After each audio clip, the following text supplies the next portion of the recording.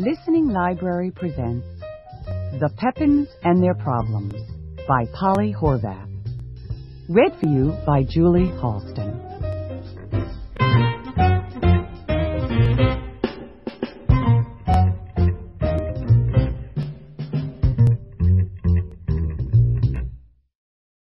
Toads in their shoes. There are always problems in the lives of Mr. and Mrs. Pepin, their children, Petunia and Irving, their dog, Roy, their cat, Miranda, and their very fine neighbor, Mr. Bradshaw. Now, all families have problems, and all families, one hopes, eventually solve them.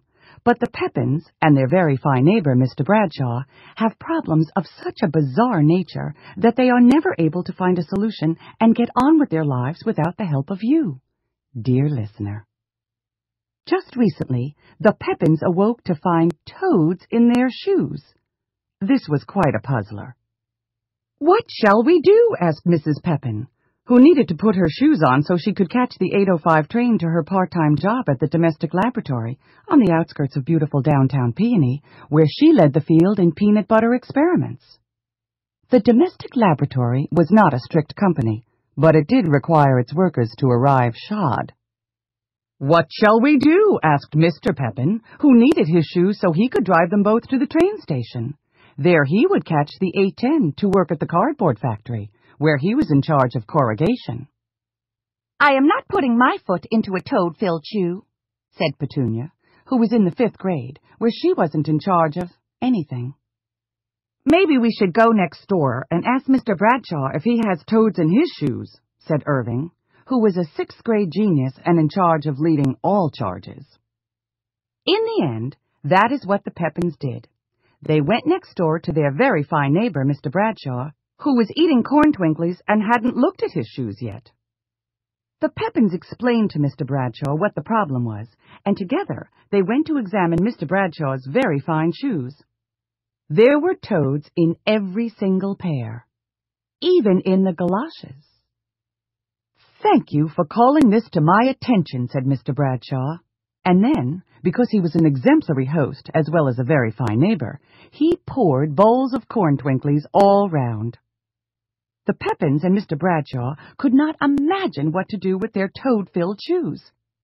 How had the toads gotten into all the shoes, and how were the Pepins to get them out? They thought for a very long while, but even Irving, the genius, was unable to think of a solution. This is where I must ask for your assistance, dear listener.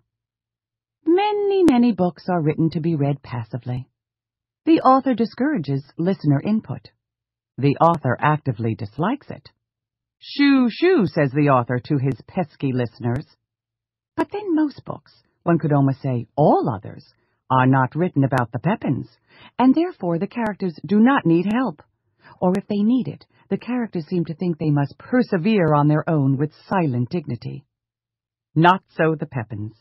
The Pepins love help in solving their problems, by which they mean having others aid them in their endless speculations. Could this be? Could that be? How does one get down off a duck? Or get toads out of one's shoes? Fortunately, this author is endowed with unusually large psychic antennae. She is deeply attuned to her listeners. If you put one finger on each temple and concentrate, she will be able to hear your solution and share it with the Pepins and other listeners. No other author on the face of the earth is able to do this. Do not expect it of them. So go ahead. Think your solutions very hard. Think them northward because your author lives, most likely, above you. No, not in heaven, angelic though she is, but in Canada. Although to hear some Canadians, you'd think the two were interchangeable. Just do not get carried away and shout them out loud, if your parents are asleep, because it is past your bedtime and you are listening to this book under your covers. I, your author, do not wish to get in trouble. Wait, I hear listeners! As usual, explanations come more easily than solutions. Our listeners are rife with explanations, but I do not hear any solutions per se. That is fine. I welcome all input. Solutions, explanations, answers, questions, speculations. A writer's life is a lonely one. A listener from Tinton Falls, New Jersey, thinks an ecological problem has caused a sudden growth in the toad population, although a listener from Lake Nebagamon, Wisconsin, asks why the toads have taken to shoes. A listener from Normal, Illinois, thinks Irving has secretly filled the shoes with toads. I'm afraid this idea must be disregarded, as Irving, apart from being a genius, is a model citizen. But we can certainly see what kinds of tricks some of our listeners would be up to if not carefully watched. A listener from Wigginsville, Ohio, thinks that aliens from space had put tadpoles in the shoes and the toads had grown there. I'm afraid that listeners from Pottsville, Pennsylvania, Vinton, Iowa, Miami, Oklahoma— please stop shouting that Miami is in Florida. There is too a Miami, Oklahoma. If you don't believe me, get out your atlas.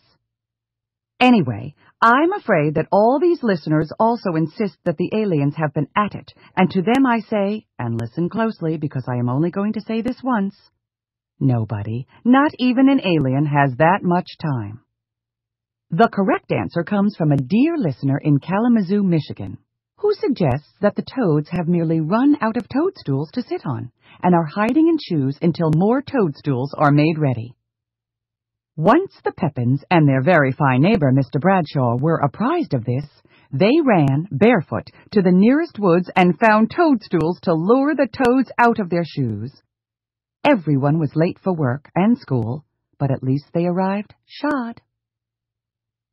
A day that begins with toads in the shoes is a long one. The Pepins were tired that evening, and so was their very fine neighbor, Mr. Bradshaw.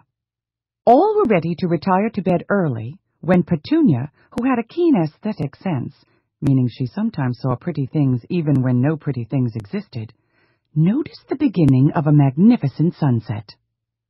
"Mom, Dad, Irving, Miranda, Roy," she called. "This small picture window doesn't do the night sky justice. Let us all climb up on the roof to see the whole horizon. Roy, go next door and fetch Mr. Bradshaw." Roy went next door immediately. The Pepins, when they were teaching Roy to sit and stay, also taught him the "go next door and fetch Mr. Bradshaw" command. Mr. Bradshaw came over at once and helped the Pepins put a ladder against the side of the house. Everyone climbed up to the roof. Irving carried Roy, and Petunia carried Miranda. Mr. Pepin carried Mrs. Pepin, even though she did not particularly want to be carried, but just to round things out. Mr. Bradshaw, who had no one to carry, stole a squirrel. Mr. and Mrs. Pepin were the last ones up, and after Mr. Pepin put Mrs. Pepin down, he turned around to look at the sunset and accidentally kicked the ladder, which fell all the way to the ground with a great clunk. The Pepins and Mr. Bradshaw were stuck on the roof. Of course, they could think of no way down. "What a thing to happen," said Mrs. Pepin, "on a day that began with toads in our shoes." As it became evident that they were not going to get off the roof that night, Mrs. Pepin turned to her very fine neighbor and said, "Dear Mr. Bradshaw, I had always hoped that if we were someday fortunate enough to have you as our house guest, we would at least be able to serve you a little cheese. Nevertheless, won't you be our roof guest tonight?" "Dear lady," replied Mr. Bradshaw, "I do not see that I have a choice." Or does he? Put your fingers to your temples, dear listener, and please help me solve this Pepin problem.